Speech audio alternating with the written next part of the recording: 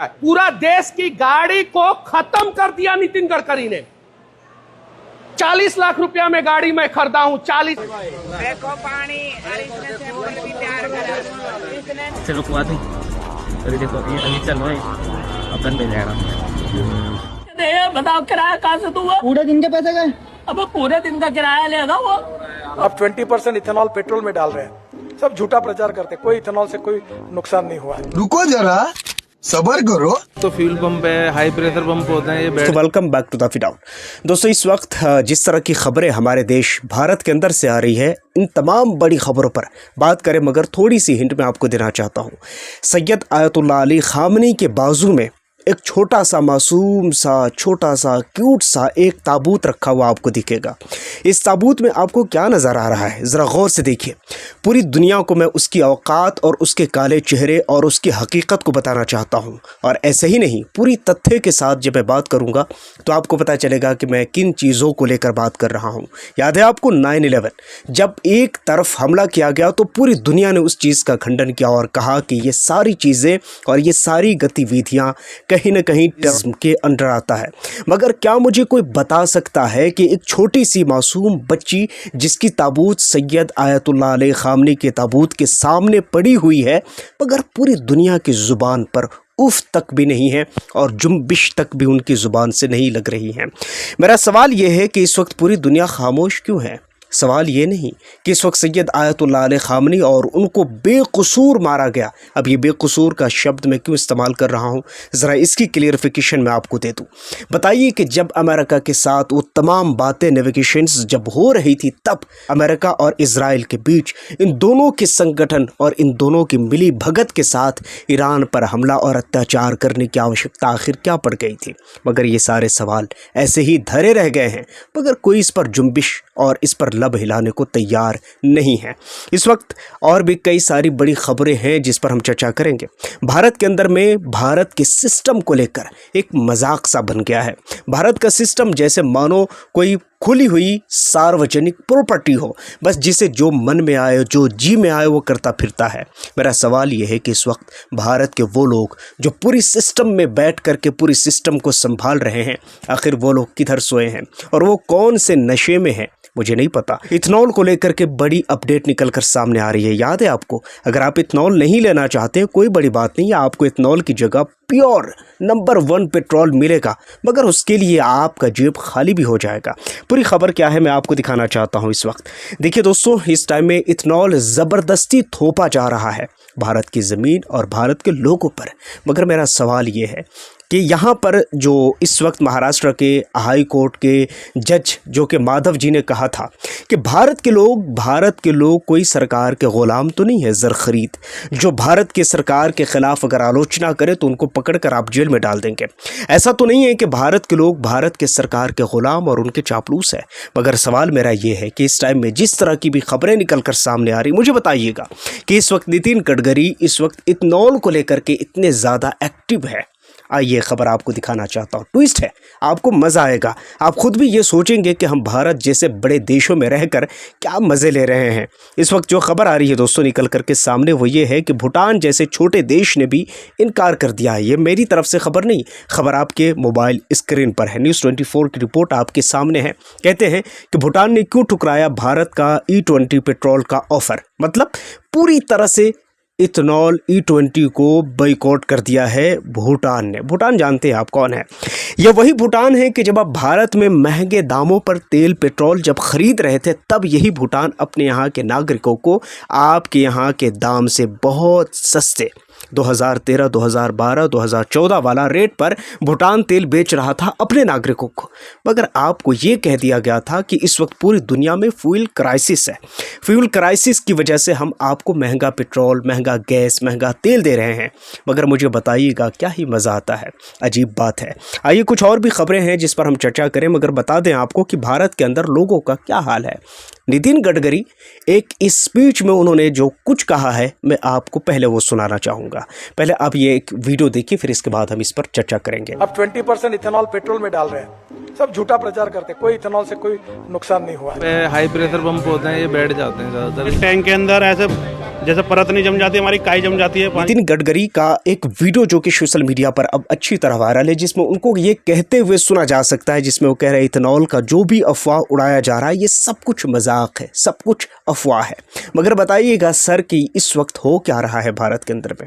आइए और भी कुछ खबरें हैं जिस पर हम आपको ले जाना चाहेंगे। अब आपको प्रधानमंत्री मोदी की कुछ कार्यरत के बारे में बताना चाहूँगा। प्रधानमंत्री मोदी, जी हाँ वही प्रधानमंत्री मोदी जिनको इन्विटेशन दिया गया ईरान से सैयद आयतुल्लाह अली खामनी के फ्यूनरल में शामिल होने के लिए, मगर गोदी मीडिया की तरफ से यानी कि आज तक और अंजुना ओम कश्यप की तरफ से ये कहा गया कि प्रधानमंत्री मोदी इस वक्त इंडोनेशिया, ऑस्ट्रेलिया, पैसिफिक ओशन को लेकर के बिजी है, व्यस्त है। मगर बताइएगा प्रधानमंत्री मोदी पैसिफिक ओशन का दौरा कर सकते हैं, मगर क्या अपने देश, छोटा सा राज्य जिसको मणिपुर कहा जाता है, उस मणिपुर राज्य का दौरा आखिर कब करेंगे? बताइएगा मणिपुर राज्य में किसकी सरकार है?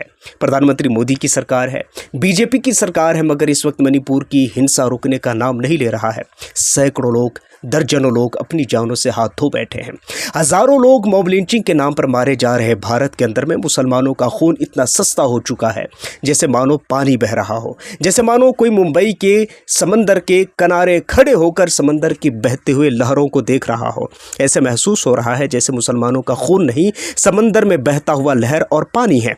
इस वक्त बहुत आसान है दोस्तों मुसलमानों का खून बहाना। याद रहे, इससे कोई इनकार नहीं किया जा सकता है कि प्रधानमंत्री मोदी ने अगरचे अपने मुंह से ये बात नहीं कही हो, या फिर ये भी कहा जा सकता है कि प्रधानमंत्री मोदी सऊदी अरब और कतर के दौरे पर जब जाएं तो मुसलमानों को गले लगाकर उनके साथ गलबैयां करते हैं, मगर अपने देश के मुसलमानों पर हो रहे मॉब लिंचिंग और अत्याचार पर एक शब्द तक नहीं बोलते हैं।